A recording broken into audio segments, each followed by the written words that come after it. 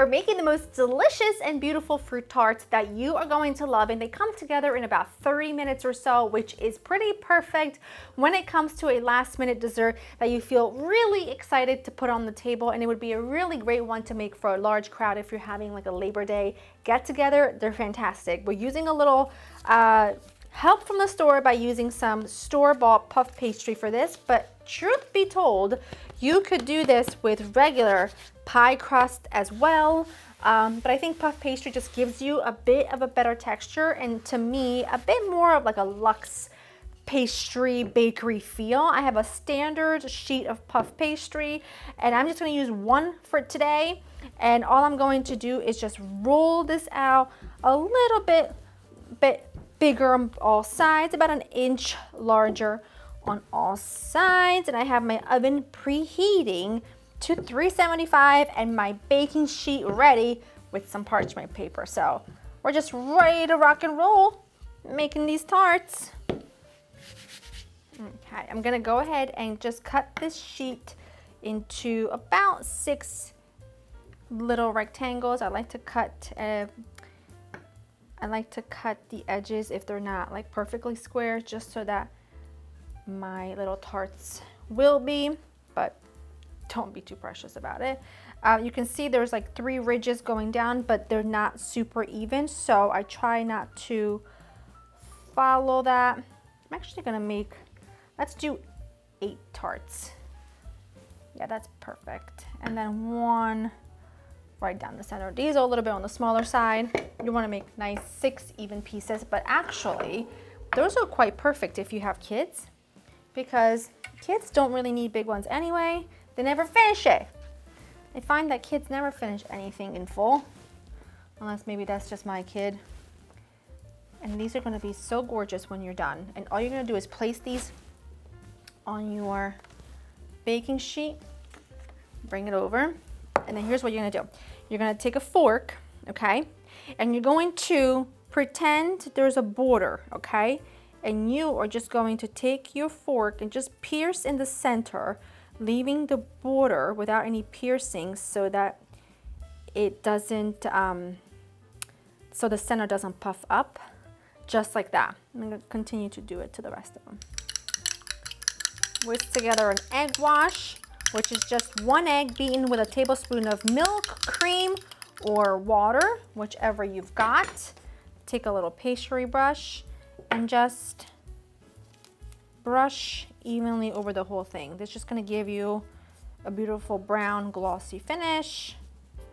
And then once they're all brushed, you're going to go ahead and sprinkle them with a little bit of granulated sugar and pop them into the oven until golden brown, about 15 to 20 minutes, and then let them cool. In the meantime, we'll make the filling slash topping slash frosting. I don't know, it's just good.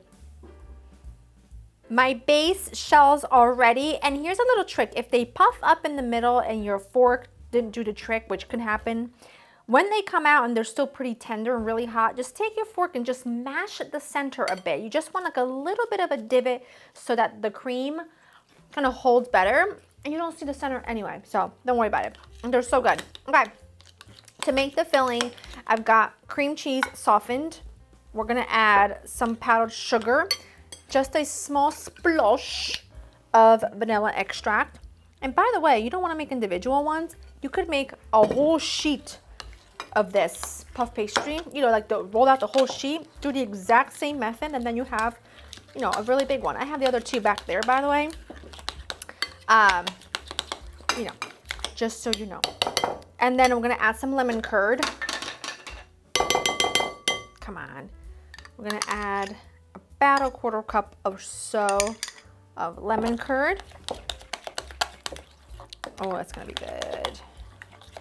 Give that a nice mixeroo. And then what I did ahead of time is that I just whipped up a little bit of whipped cream, a little bit of heavy cream, I should say. And you don't need much, about a 1/4 cup of heavy cream. It just kind of introduces a bit of lightness in here, which I really like.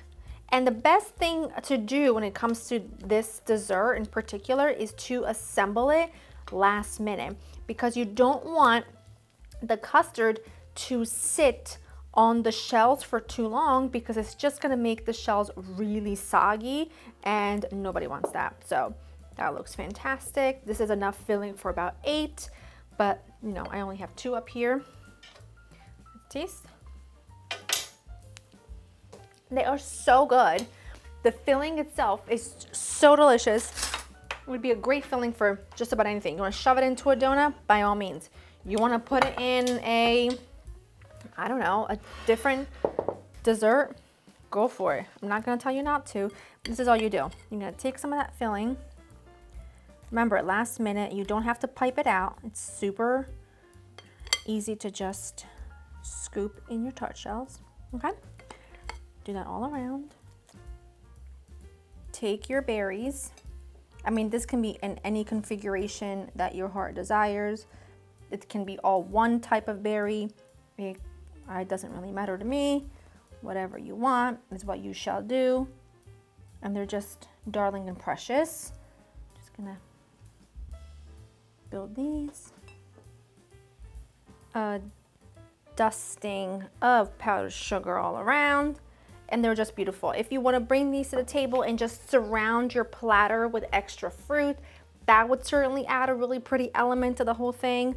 But, you know, I'm just going to take one of these back here so no one sees anything. And then I'm just going to take my custard. They're so just like luscious and flaky and make my mouth water because they're so unbelievably delicious. You could do like a little sprinkle of jam if you might like that kind of thing, but a little drizzle.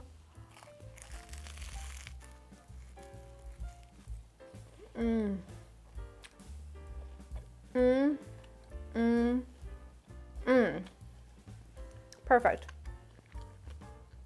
They come together really, really easily. And if you wanted to make them ahead of time, make your tart pans, bake them ahead of time, make your filling, keep it in the fridge, and then at the very last minute, unite everything together, and you're good to go. LauraInTheKitchen.com for the full recipe. Hope you enjoy spending time with me, and I will see you in the next one. Bye-bye.